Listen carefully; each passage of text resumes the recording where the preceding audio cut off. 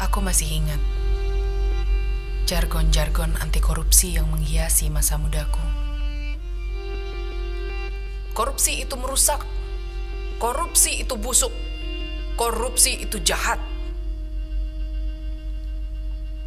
Masih jelas pula di ingatanku beberapa tahun lalu ada iklan televisi. Sebuah partai politik berkata, "Katakan tidak pada korupsi."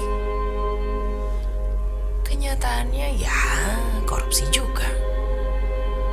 Sejak saat itu, aku membenci korupsi. Dan aku yakin, aku tidak sendiri. Waktu berjalan, aku pun mulai paham mengapa aku membenci korupsi. Korupsi itu sudah seperti kanker yang menyebar ke seluruh tubuh, menggerogoti tanpa ampun setiap sel yang masih sehat, pelan namun mematikan, penyakit yang seolah tak ada obatnya. Korupsi hadir di pelupuk mata kita. Ada yang menutupinya dengan dandanan santun dan karismatik, ada pula yang menyamarkannya dengan bedak percepatan pembangunan, gincu stabilitas ekonomi, politik, bahkan jubah berlogo agama. Tidak sedikit yang memilih pasrah tanpa perlawanan. Yang penting, agenda politik terus berjalan. Ada juga yang bersih tidak korupsi, tapi tidak berani melawan ketika uang negara dirampas di depan matanya. Yang penting, karir mulus, rezeki datang terus. Lagi pula buat apa melawan kalau harus mati jadi arang?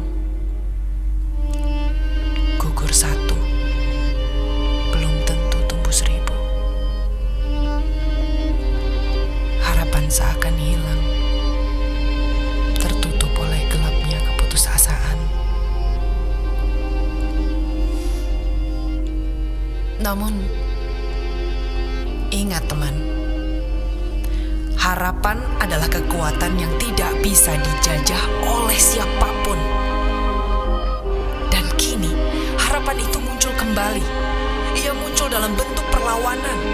Harapan yang meledak-ledak tanpa kompromi, harapan yang jujur apa adanya, tanpa topeng yang menutup muka, tanpa basa-basi yang sebenarnya palsu. Harapan itu masih menyala, teman.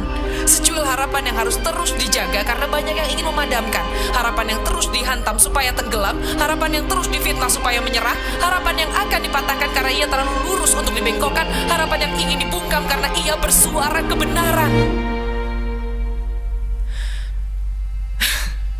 Teman, lucunya negeri ini. Orang yang benar disalahkan, orang yang salah mati-matian dibela. Terlalu lama kita dijebak dalam kesantunan yang menghancurkan.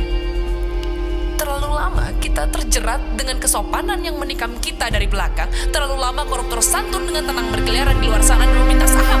Cukup.